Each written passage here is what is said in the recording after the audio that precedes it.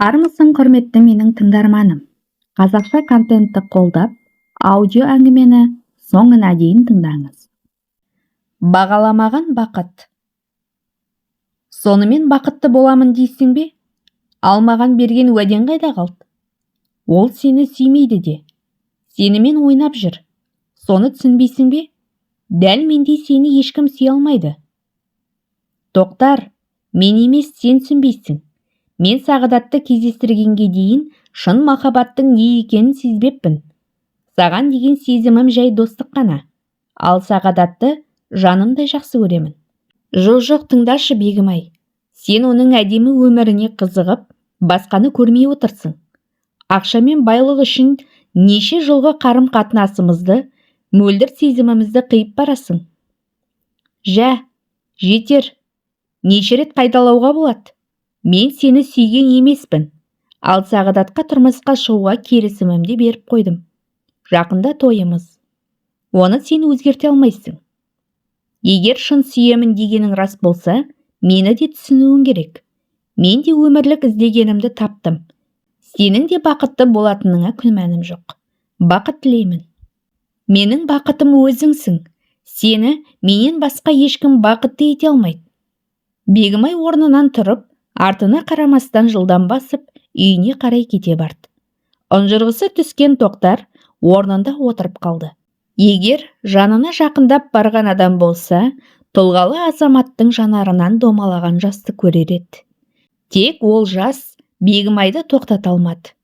Қолындағы құсына басқа біреудің көзі түсіп, жылтыраған алтын торымен көңілін аулап, сезімдеріне сызат түсірерін білгенде баяғыда үйленіп алар еді ғой. Екеуінің арасындағы іңкәр сезімнің кіршіксіздігі сол, қанша жыл кездесіп жүрсе де, Тоқтар қыздың шиедей қызыл ернінен құшырлана сүйгені болмаса, арына дақ түсірмеген еді. Сол өзінен де қызғанып, қорғаштаған сұлуының бүгінде басқа біреуді ұнаттым-ау деуі жігіттің жүрегін тас-талқан етті. Әттең Бегім-ай бақытын өз қолымен бұзып отырғанын сезсе ғой. Қайдан сезсін? Қыз санасы күнделікті қымбат сыйлықтар мен әдемі қыдырыстардың шырмауынан шыға алмай, байлықты бақыт санап, басы содан айналып жүр емес пе? Тоқтар мен Бегім-ай бала кезінен бірге өскен. Қарапайым отбасынан шыққан екеуінің бала сезімдері махаббатқа ұласты. Жұптары жазылмайтын бұларға сырт көз қызыға қарап, ауыл әйелдері мектеп бітіре салысымен үйленеді деп жорыды. Қатарластарының арасында қызғана қарап, араларын суытпақ болғандар да жоқ емес. Бірақ екеуі жұбымызды ешкім, еш нәрсе жаза алмайды деп серт байласқан. Айлы түндерде қол ұстасып, өзен жағасына барып сыр шертісетін екеуі жоғары оқу орнын аяқтап, үй болатындарын, 3 баланы өмірге әкеліп, бақытты ғұмыр кешетіндерінде қиялдайтын. Тіпті балаларының есімін де беріп қойған. Орта армандарына жетулеріне 2 ай бұрын ештеңеде кедергі емес еді. 2 ай бұрын Бегім-ай Сағадатпен танысты. Олардың танысуларына себепші болған да Тоқтар. Университеттегі топтас жігіттің туған күніне қояр да қоймай Бегім-айды алып барғанда өзі еді. Ондағы ойы достарымен сүйіктісін таныстыру еді. Ал Сағадат сол туған күн иесінің жерлесі екен. Сағадаттың астындағы қымбат шетелдік көлікті айтпағанда, киген киімі де, қолындағы телефоны да ауқатты отбасынан екенін білдіріп тұрды. Оны сол жердегілердің барлығы, әсіресе қыздар жағы да бірден байқаған болатын. Сол кештен бастап Бегім-ай Тоқтардан қашқақтайтындай болды. Түрлі сылтауларымен кездесуге де келуді де азайтты. Бегім-айға өзіне сенгенде сенетін Тоқтардың ғашығының жасырын басқа жігітпен кездесіп жүргені ойына да кіріп шықпапты. Аралары суып бара жатқанын түсінген ол кешкілік сүйіктісімен сөйлесуге келді. Сол кезде Бегім-айдың көлік ішінде Сағадатпен отырғанын көреді. Қызғаныш өрті күйдіріп бара жатқан ол қазір барып сөйлесуге бел буады. Алайда көліктегілер мұны көрмеген қалпы машина кенет қозғалып кете барды.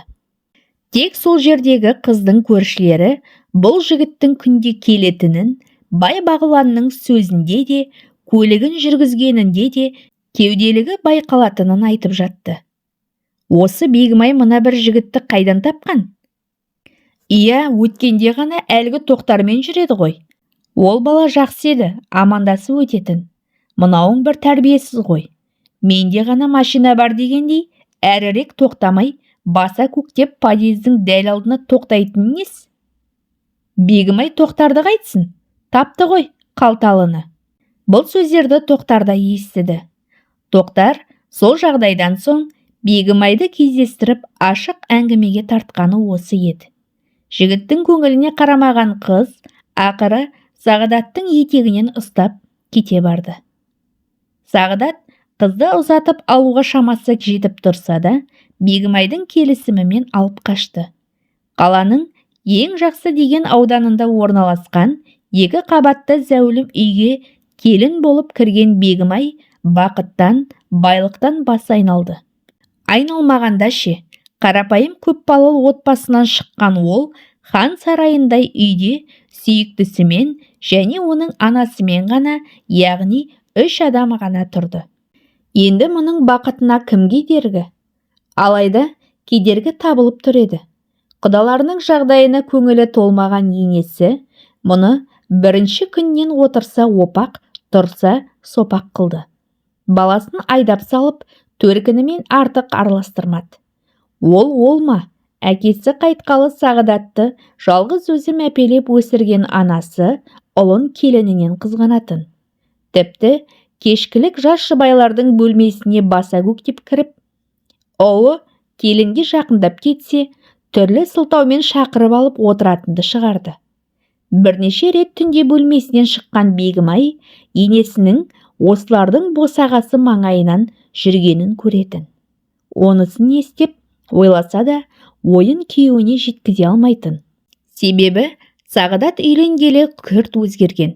Келіншегін өзінен төмендетіп, оның пікірімен де санаспайтынды, жоспарларымен де бөліспейтінді шығарды.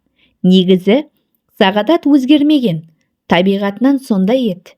Тек оны байқап көретін Бегімайда көз болмады.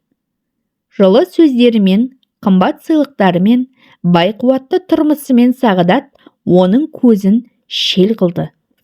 Бара-бара шешесінің араласуымен әйеліне қол көтеруді де шығарды. Ол қылығын келіншегінің бойына біткен балада тоқтатпады. Бегімай тіпті көшеге шығудан қалды. Ата-анасымен тек телефон арқылы сөйлесетін. Бір қалада тұрып, тойдан кейін көрмедік деп қанша шақырса да, ата-анасының үйіне де бара алмады. Күйеу балаға есік көрсету салды да, тек жиендері өмірге келгеннен соң өткізілді. Ұл бала босанған Бегімай бұрынғы күндеріне зар болады. Балалы болғалы мүлдем тысқа шығудан қалады. Оның үстіне баланың жылағаны да кінәлі де осы. Болмашыға жанжал шығатын үйден берекеде кетті. Қарсы шықса таяқтың астына алатынды шығарды. Кезекті ұрыстан соң көзі көгеріп, ерні жарылып отырған кезде көрісуге келе қалған қыздарын іздеп келген ата-анасы сау ете қалды. Қыздарының жағдайын көрген ата-анасы сөзге келместен заттарын жинатып, баласымен бірге алып кетеді. Үйіне келгесін баланы өздері қараймыз деп, Бегімайды жұмысқа орналастырып, оқуын сырттай болса да жалғастыруға мүмкіндік жасады. Үйге келгесін баланы өздері қараймыз деп, Бегімайды жұмысқа орналастырып, оқуын сырттай болса да жалғастыруға мүмкіндік жасады.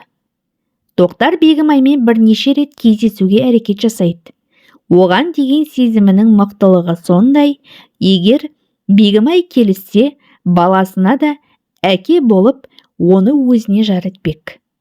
Алайда Бегімайдың кезінде байлық үшін қателесіп, сатқындық жасаған сүйіктісіне оралуға ұяты жібермеді. Әрі қайтып келгелі, елдің пыш-пыш әңгімесі де кесек көлденеңдеп артық тысқа шығудан қалды. Осының бәрін түсіндірген Тоқтарға енді мазаламауын өтінді. Арада біршама уақыт өткеннен кейін өкіндім деп Сағадат кешірім сұрап келді. Баласын әкесіз қалдырғысы келмеген Бегімай әкесінің қарсылығына қарамастан зәулім сарайдай торына қайта оралды. Алайда бір-екі аптадай жалпақтап асты үстіне түсіп жүрген Сағдат бір-ақ күнде өзгеріп шыға келеді. Жұмыстан келе салып, дүкеннен келген Бегімайды соққының астына алды. Түк түсінбеген келіншек бүк түсіп жата қалды. Сағдат ендігі жерде жатқан әйелін тепкілей бастады. Айттым саған сол қатынды қайтарма деп. Көрмейсің бе, ол жақта да тыныш жатпағанын.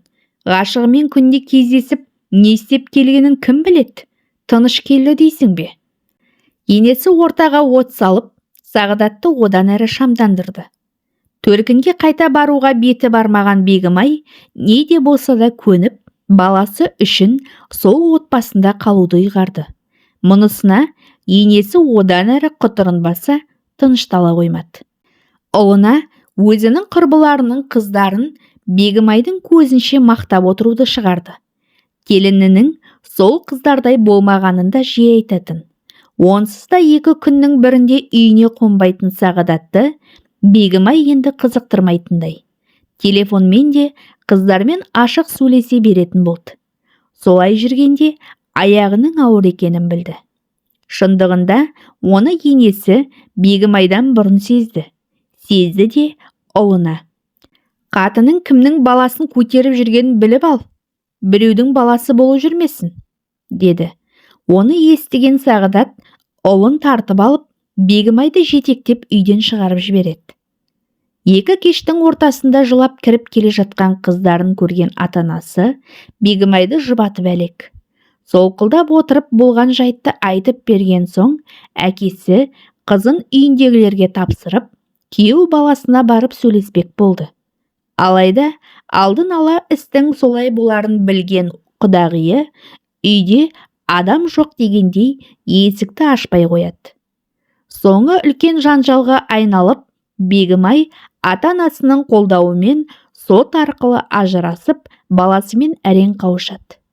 Көп уайыммен, күйзеліспен жүргендіктен, екіншісі денсаулығының кінәратымен туылды.